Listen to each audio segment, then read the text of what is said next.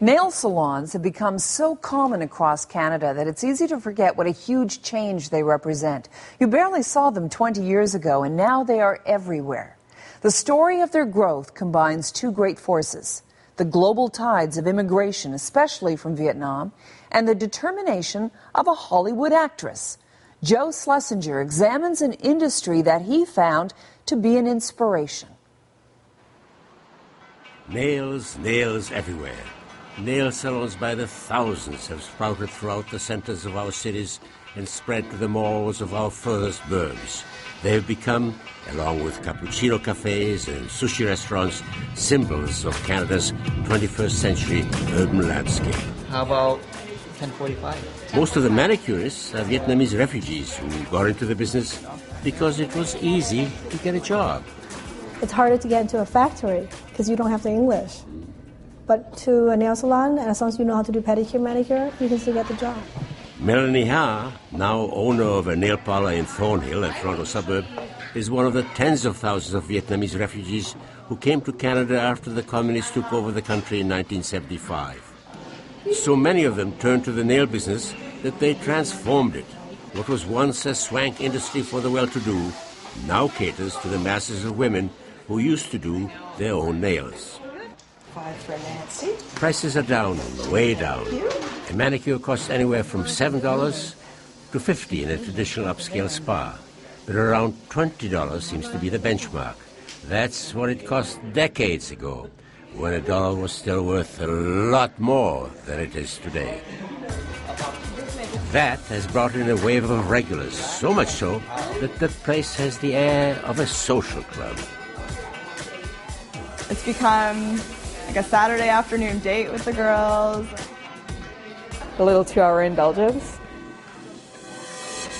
There are other immigrant groups, of course, concentrated in occupational clusters. Italians in construction, for instance. Koreans in convenience stores. Filipinos in home and childcare. But none of them have transformed their industry as radically as the Vietnamese, mostly women, did the nail parlor business. They did it through an odd combination of the virulence of the Vietnam War and the benevolence of a Hollywood starlet. Before the Vietnamese came into the business, most women hardly ever went to a manicurist. I used to paint my own nails, I guess until I was about 20, 25 years old. And then I went to get my nails done on special occasions. What made it possible for Rose Gerard to become a regular here was not so much what she did as events far away from Canada. When the Vietnam War ended, opponents of the regime became desperate to flee the country.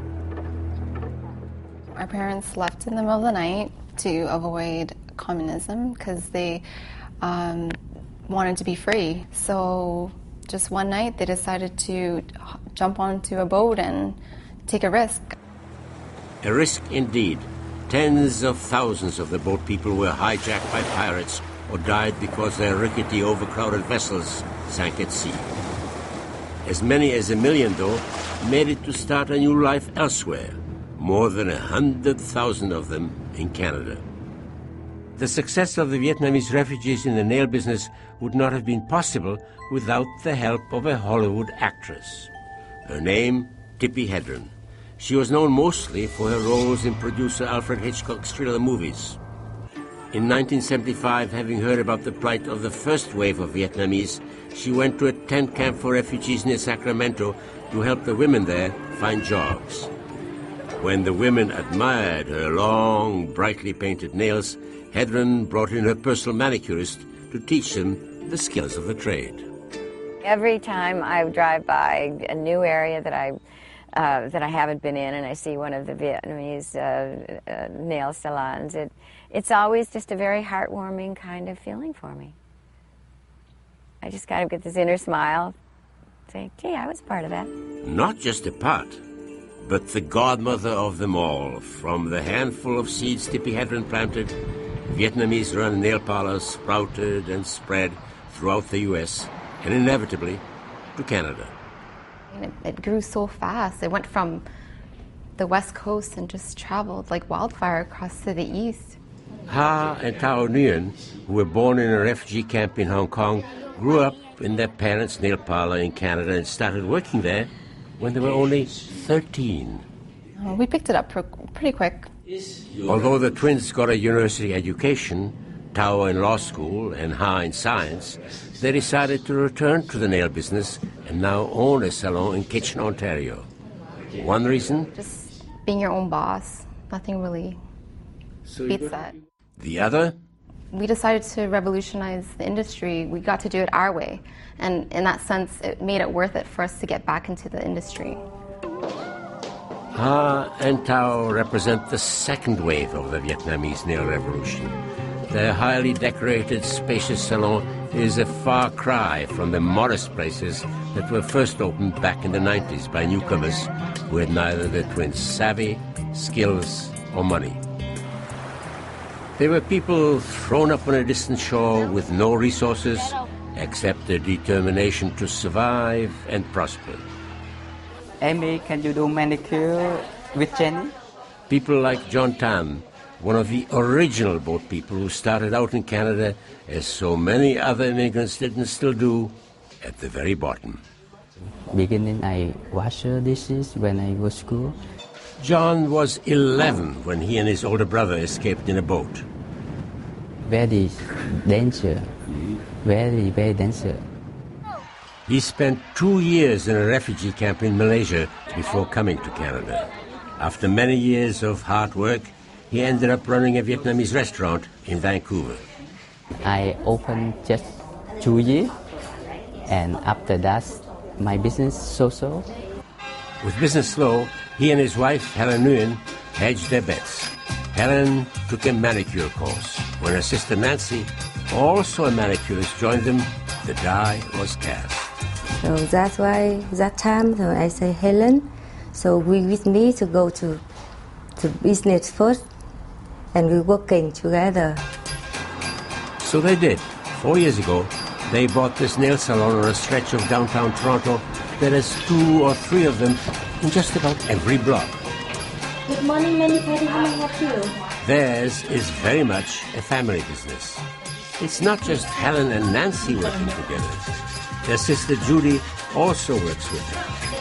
So does her aunt, Jenny, and also a cousin named Quinn.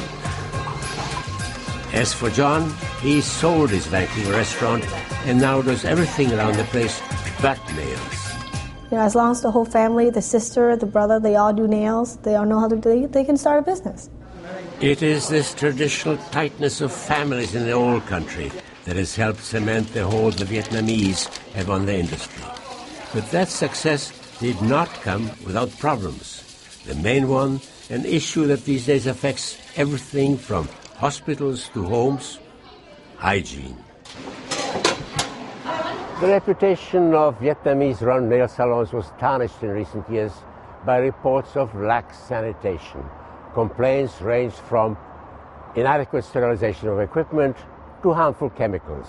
One such chemical, called MMA, used because it was cheap, was banned by Health Canada.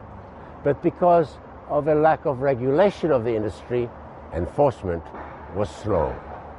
It's harder to see these products nowadays because they've been banned for so long that I would say it's unlikely for it to be able to be purchased. So you need a piece of foil.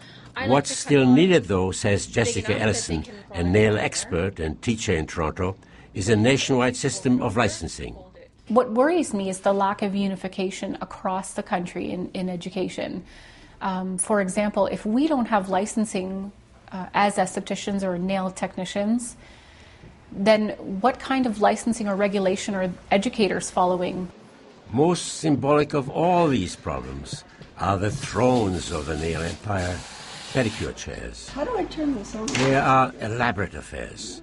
They're exceedingly comfortable and can give you a back rub even as you have your feet soothed in a whirlpool bath and have your toenails done.